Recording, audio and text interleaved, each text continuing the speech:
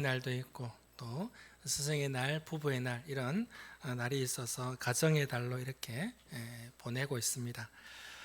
그리고 오늘은 어버이 주일로 교회에서도 이렇게 육신의 부모 또한 뿐만 아니라 우리 교회 어르신들을 또 섬기는 그런 주일로 지키고 있습니다. 해마다 5월이 되면 우리는 이 부모님의 은혜와 또 사랑을 생각하지 않을 수가 없을 것입니다. 어린 시절 고사리와 같은 우리들의 손을 꼭 잡아주시던 그런 부모님의 손이 생각나기도 하고, 밥은 먹고 다니냐고 물어보시던 그런 부모님의 목소리가 생각나곤 할 것입니다. 5월은 그렇게 그리움이 피어나는 달이라고 할 수 있습니다. 그런데 솔직히 한번 물어볼 것이 있습니다.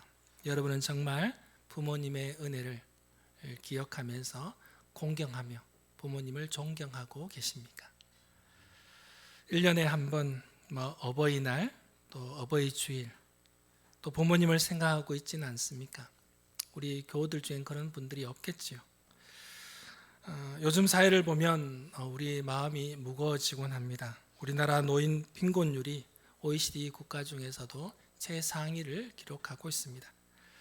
많은 어르신들이 자녀와 떨어져서 홀로 외롭게 그렇게 살아가는 어르신들이 많습니다. 명절이 되어도 부모님을 찾아오지 않는 자녀들이 있습니다. 그리고 연락 없이 홀로 살아가는 그런 노인들이 많다는 것입니다. 바쁘다는 핑계, 상황이 어렵다는 그러한 이유들로 이렇게 우리 노인들은 외롭게, 고독하게, 쓸쓸하게 살아가고 있습니다.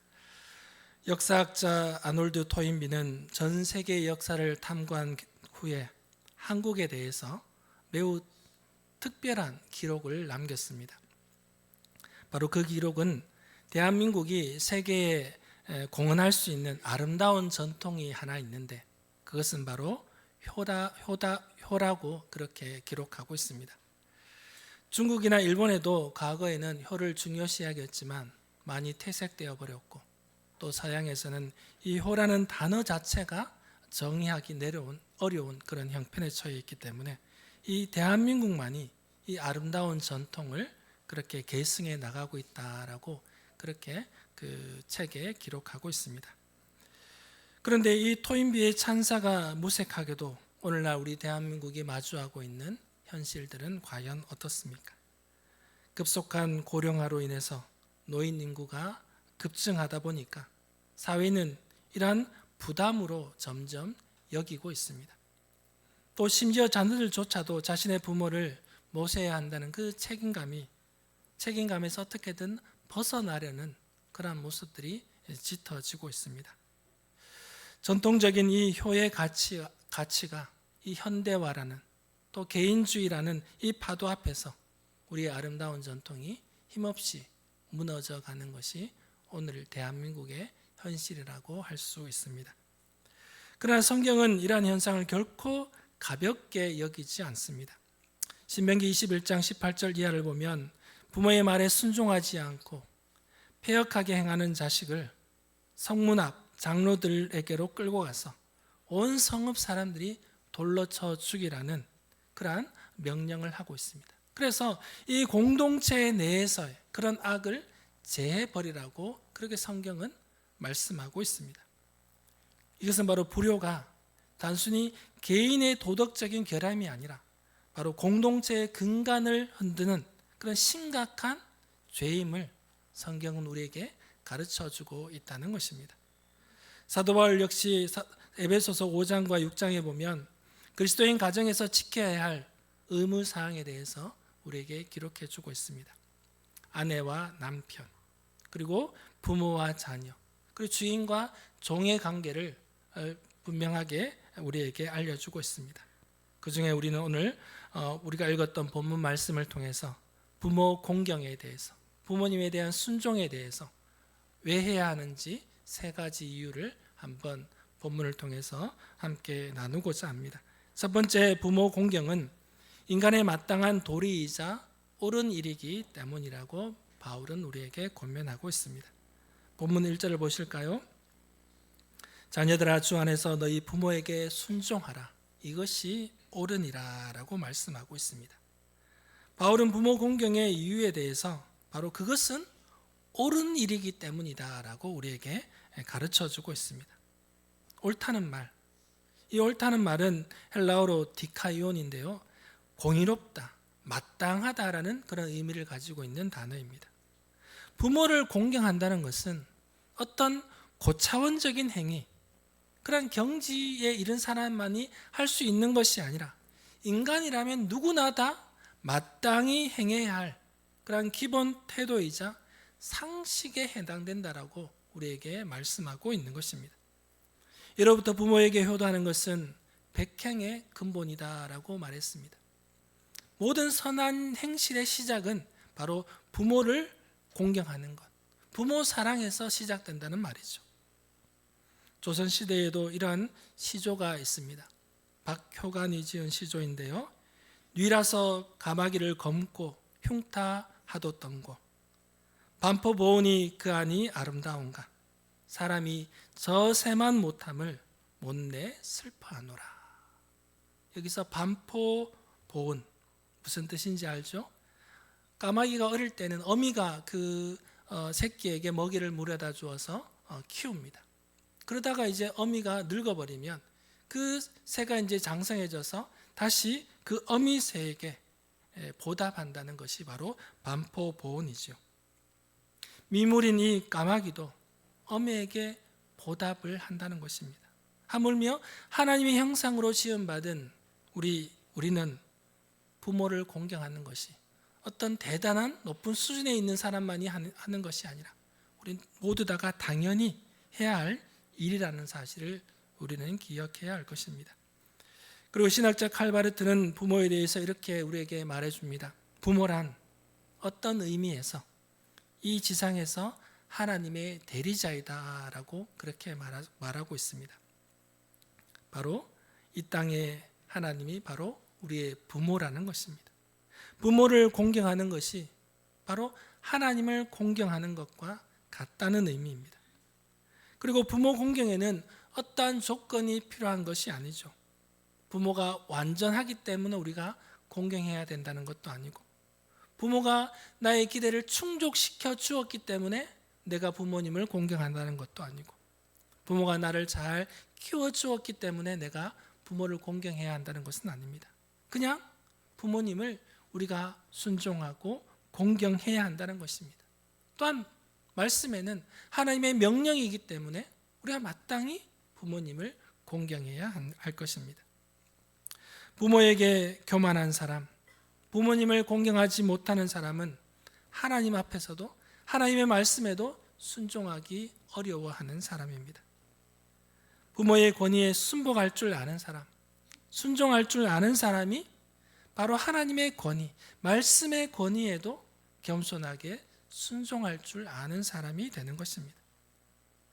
그래서 부모를 공경하는 사람은 어떤 권위에도 순복할 줄 아는 그러한 겸손한 사람이기 때문에 많은 사람들에게도 신뢰를 받는 그런 사람이 되는 것입니다. 우리가 아무리 사회적으로 성공하고 세상의 권위를 다 갖췄다 할지라도 자신을 낳아준 부모의 영적 권위 위에 그 자식은 올라설 수 없다는 사실을 우리는 기억해야 할 것입니다.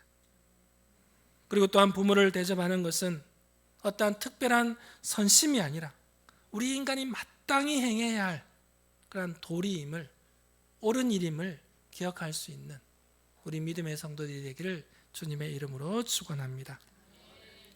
두 번째로 부모 공경은 하나님의 명령입니다. 2절을 보실까요?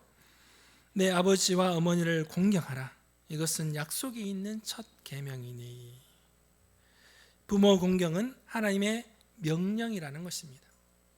우리 십계명을 잘 아시죠? 십계명에도 보면 부모님을 공경하라는 계명이 5계명에 기록되어 있습니다. 우리가 아는 바대로 1계명에서 4계명은 하나님과 사람 사이의 관계를 담고 있는 내용이고, 또 5계명에서부터 10계명은 사람과 사람 사이의 관계를 담고 있는 내용입니다. 이렇게 인간관계에 관한 계명 중에 그것도 가장 첫 번째가 무엇입니까? 부모를 공경하라라는 것이죠. 하나님께서는 부모 공경을 단순히 선택사항이나 권장사항이 아니라 반드시 지켜야 하는 그런 법으로 그렇게 제정해 주셨다는 것입니다. 이 말은 부모 공경이 얼마나 중요한가를 우리에게 알려주고 있는 것입니다. 십계명이 기록된 출애굽기 20장 12절에 이렇게 기록하고 있지요. 내 부모를 공경하라. 그리하면 내 하나님 여호와가 내게 준 땅에서 내 생명이 길리라. 여기서 공경에 해당되는 히브리어는 카베트입니다. 가치 있게 여기다, 무겁게 대하다라는 그런 의미를 가지고 있습니다. 부모님을 그저 공경하는 것이 눈에 보이는 대로 그렇게 모시는데 급급한 것이 아니라 예를 다해서 공손히 섬기고 내가 누려야 할 영광을 부모님께 돌려드리는 그러한 정서적인 태도를 말하는 것입니다. 마음을 열어주는 101가지 이야기에 나오는 유명한 일화가 있습니다. 어떤 자녀가 어머니에게 한 청구서를 내밀었습니다. 그 청구서에는 이렇게 기록되어 있습니다. 잔디 깎은 값 얼마, 심부름 다녀온 값 얼마, 동생 돌봐준 값 얼마, 이렇게 줄줄이 써내려간 그런 청구서였습니다. 어머니를 대신해 자신이 그것을 했기 때문에 그 요구를 한 것이죠. 어머니는 그 청구서를 받고 뒷면에 이렇게 기록을 합니다. 내가 너를 내 뱃속에서 10달 동안 데리고 다닌 값 무료, 내가 아플 때 밤을 새워가며 간호했던 값 무료, 너 때문에 흘린 수많은 눈물의 값도 무료, 이 모든 것 말고도 너에 대한 나의 사랑 값은 무료라고 이렇게 적었습니다. 자녀가 그 글을 읽고 눈물을 뚝뚝 흘리며 엄마에게 말합니다. 엄마 사랑해요 라고 말했을 때, 그러자 그 엄마는 다시 큰 글씨로 그 청구서 앞에 씁니다. 전부 다 지불되었음. 맞습니다. 부모님의 사랑은 아낌없이 자녀에게 모든 것을 쏟아 부어주고 말 한마디로 모든 것이 다 지불되어지는 그런 사랑이라는 것입니다. 우리는 그 사랑에 빚진 자녀들이 아니겠습니까? 유대인 탈무드에 이런 말이 있습니다. 내게는 등이 없어서 너를 업어줄 어미를 내게 보냈노라. 내게는 손이 없어서 너를 붙들어줄 어미를 보냈노라. 나는 너를 품어줄 가슴이 없어서 어린 너를 품어줄 어미를 보냈노라. 하나님을 대신해서 어머니를, 그 하나님의 사랑을 표현해 줄 방법으로 어머니를 대신해서 보여주었다는 것입니다. 어머니만 그럴까요? 아버지도 마찬가지입니다. 말없이 묵묵히 가정을 위해 일하시는 분이 아버지십니다. 가정을 지키기 위해서 자신의 꿈을, 자신의 청춘을, 자신의 건강을, 자신의 야망과 욕망을 다 내려놓으신 분들이 바로 우리 아버지이십니다. 그 부모님의 희생과 사랑과 수고가 바로 오늘 저와 여러분을 이 자리에 있게 한 것입니다. 또한 예수님 또한 하나님의 본체셨음에도 불구하고 이 땅에 오셔서 효도의 본을 보여주셨죠. 어린 시절 예수님 또한 부모님에게 순종하셨습니다. 가나 혼인잔치에서 자신의 사역 계획보다는 아직 때가 되었지 않았다라고 했지만, 그러나 어머니의 그 간청에 그곳에서 첫 번째 기적을 예수님께서는 일으켜 주셨습니다. 또한 십자가의 고통 속에서도 자신의 곁에 섰던 제자 요한에게 이 어머니를 부탁한다라고 끝까지 그렇게 아들로서의 책임을 다했던 우리 주님의 모습을 볼 수가 있는 것입니다. 오늘날 많은 가정이 부모의 권위를 가볍게 여기고 심지어 자녀들이 부모를 공경하는 것이 아니라 오히려 공격하는 그런 일들이 많이 있습니다. 그러나 성경은 우리에게 분명하게 말하고 가르쳐주고 있습니다. 부모를 업신여기는 자, 우리 성식의 의독에도 이야기했지만 부모를 업신여기는 자는 바로 하나님의 복에서 멀어질 수밖에 없는 것입니다. 또 부모 공경에는 예외가 없습니다. 우리가 있다는 것은 부모가 있었기 때문에 우리가 있기 때문이죠. 우리 자녀들이 부모 공경이 하나님의 준엄한 명령임을 깨닫고 이것을 잘 실천할 수 있도록 부모님을 정말 마음을 다해서 공경하고 존경할 수 있는 그런 마음과 함께 또 자녀들에게 그것을 가르칠 수 있는 부모가 될 수 있기를 주님의 이름으로 축원합니다. 세 번째로 부모 공경은 이 땅에서 복을 받는 비결입니다. 본문 2절 후반부부터 3절을 보시면 이것은 약속 있는 첫 계명이니 이로써 내가 잘되고 땅에서 장수하리라. 부모 공경에는 이렇게 하나님께서 약속하신 특별한 상급이 따른다는 것입니다. 이 상급을 위해서 우리가 부모 공경을 하는 것은 아니지만 부모를 공경하게 될 때 이러한 약속이 상급이 따라온다는 것입니다. 이것은 바로 하나님의 약속인 것이죠. 세상 사람들은 건강하기 위해서 오래 살아보겠다고 보약을 지어 먹고 운동을 열심히 합니다. 좋은 음식, 몸에 좋다고 하면 음식을 찾아가서까지 그것을 먹습니다. 그러나 성경은 아주 명쾌하게 우리에게 이렇게 말하고 있죠. 부모를 공경하게 되면 내 하는 일이 잘 되고 이 땅에서 장수한다라고 우리에게 가르쳐 주고 있습니다. 잘 되고 싶으십니까? 오래 살고 싶으십니까? 그렇다면 오늘 말씀대로 부모님을 공경하십시오. 이것이 바로 하나님의 영적인 원리인 것입니다. 잠언 23장 22절에 말합니다. 너를 낳은 아비에게 청종하고 내 늙은 어미를 경히 여기지 말지어다.